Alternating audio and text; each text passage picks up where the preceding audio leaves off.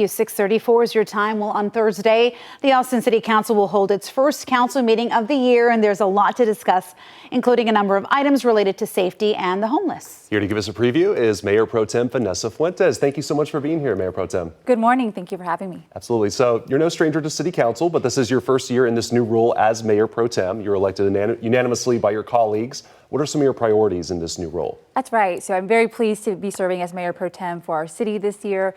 Top of mind for me is addressing affordability, ensuring that more folks in Austin are able to live in this wonderful city that we all love, as well as addressing homelessness, which is the first item that council will consider at our new meeting I guess in a few days.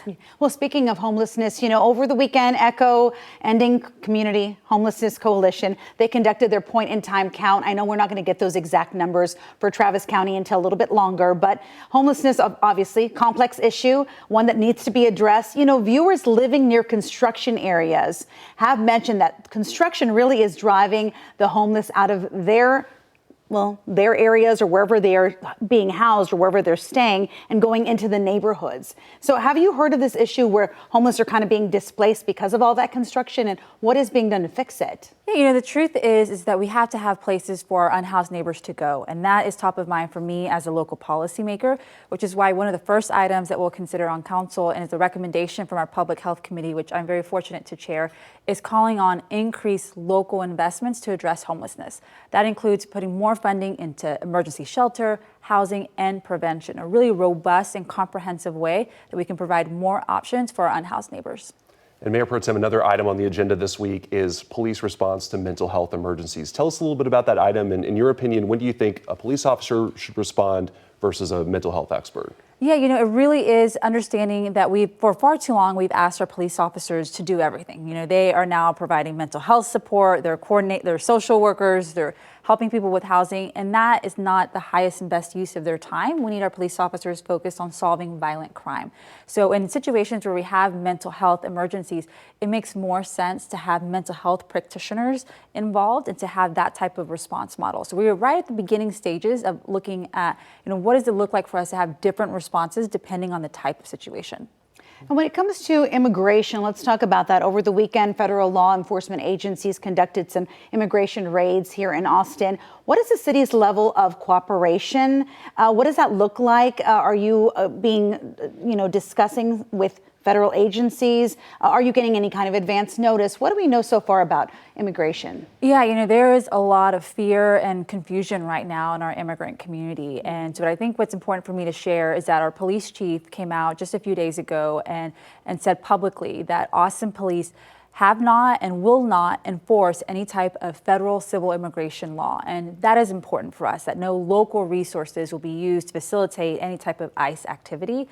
We are not getting any advance notice, and certainly that is one of the conversations that I'll be having with my colleague and the mayor later today on what can we do, what information do we have available.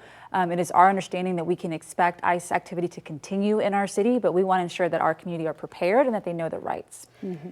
Those immigration arrests, that's one of many changes we're seeing with this new federal administration. Another one, the news this morning reports of a temporary pause, at least, on federal grants and other aid. What kind of impact could that have here in Austin? Oh, that would have such a detrimental impact. We really rely on that type of federal local partnership to address some of our biggest challenges. So housing, homelessness, healthcare, you name it. There's so much that we do in partnership with our federal government. So I'm very concerned about the news that came out yesterday, and it puts a lot of our programs and services at risk. You just traveled to Washington, D.C. Was it last week with Mayor Kirk Watson to talk about federal transportation funding, right? And the importance of just really focusing on local infrastructure. So this might also play into that. Absolutely. And what we know is that local leaders know our communities the best. And so we need that type of funding that gives us flexibility to address some of our most pressing challenges. Mayor Pro Tem, besides a new federal administration, also a new Texas legislature, Austin has been in the crosshairs of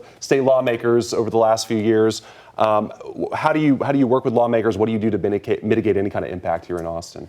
Yeah, we are trying to find where we have common ground, and it seems that housing is an area of focus for the state legislature, one in which we've made some significant strides. We've seen rent prices go down recently, and so I'm really hoping to get state support on the housing front.